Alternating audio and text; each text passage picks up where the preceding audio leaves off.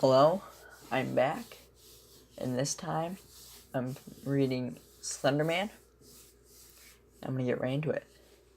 After waking up with a jolt, the girl laid in bed a few seconds longer, reaching over to switch on her bedside lamp.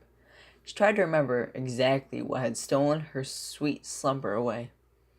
When she couldn't, the brunette swung her legs over the side of the bed and heaved herself up.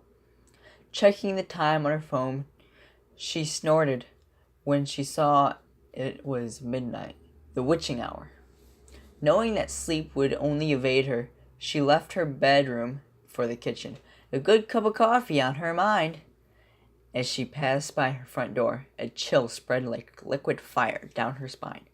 It's only winter, she told herself, focusing again on the coffee plan, measuring out scoops, water, and preparing her cup kept her occupied, but as the dark liquid boiled, she had nothing left to keep her mind from wandering off.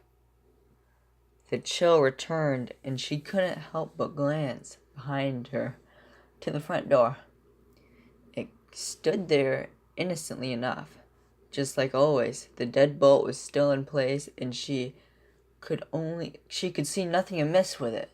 Turning back to her coffee, she did her best to forget about the feeling. With her cup in hand, she started back to her bedroom. As she walked by the front door, she decided that a quick glance out of the peephole would help her calm her restless mind. The chill worsened with each step she took towards the door, the further away from the safety and warmth of her blankets. She pressed her empty hand against the cold metal door and took a deep breath before leading her eye to the peephole. At first she could see an inky blackness and somehow seemed to swirl in itself. When she blinked in surprise, the void melted away. She wished it hadn't. In its place there stood what she could only guess was once a man. The limbs were long and inhumanly awkward, with bulky joints branching off into several arms. Not unlike the branches of a tree, the creature was draped in a black suit, somehow making the thing more nightmarish to her. The icing on the proverbial cake, somehow, what passed as the hellish thing's face.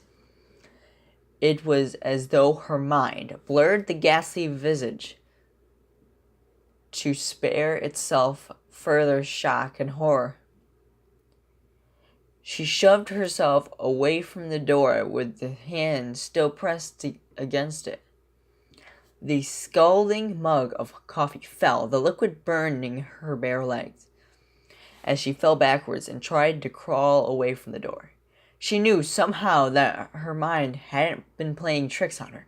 As she crab walked away from the door, she watched as tendrils of blackness as the void she first saw snaked around through the cracks. The girl was trapped between the instinct to flee and her gut feeling to not turn her back on the door. When her door jolted, the urge to flee overcame her and she slipped in the burning liquid as she tried to make it back to her room. She knew deep down that she was trapping herself in a corner, but she had to get away from the door. The girl was halfway down the hallway when she heard the previously locked door creak open. She screamed and slipped into a wall, cracking her chin on it and stunning her. After that, there was only blackness. "Nicole?" A warm male voice snapped the woman out of her trance. As she turned around, she met by one of her sister's doctors. She nodded, not sure if she should say anything, or even if she could find her voice, if she did have something to say. That morning, she had gotten an urgent phone call from the hospital saying that her sister, Lindsay, was there.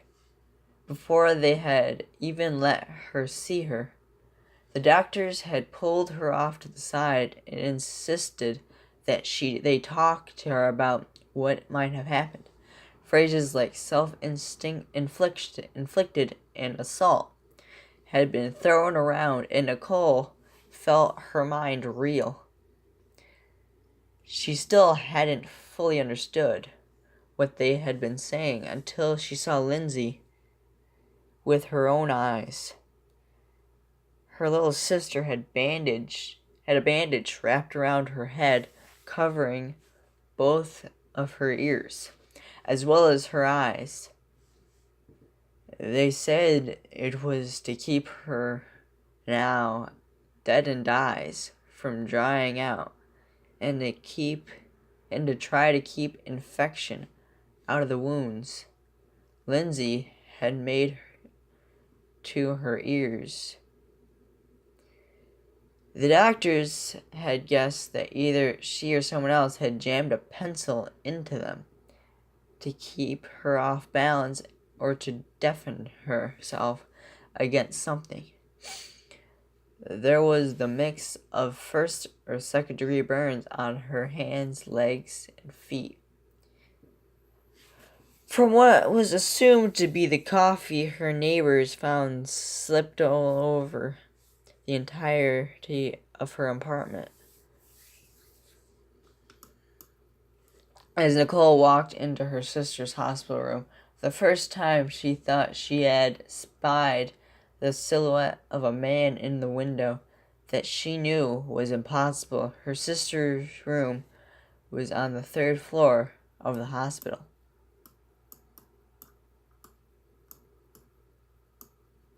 And that was it.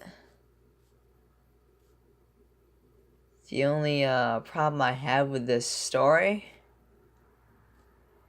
is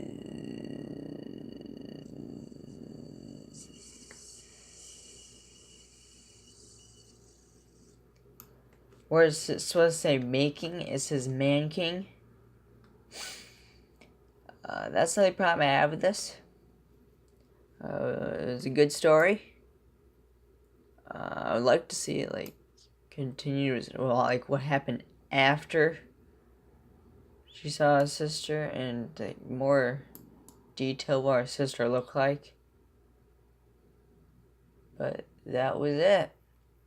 If you like this, like the video, and if you want, I would appreciate it if you subscribed.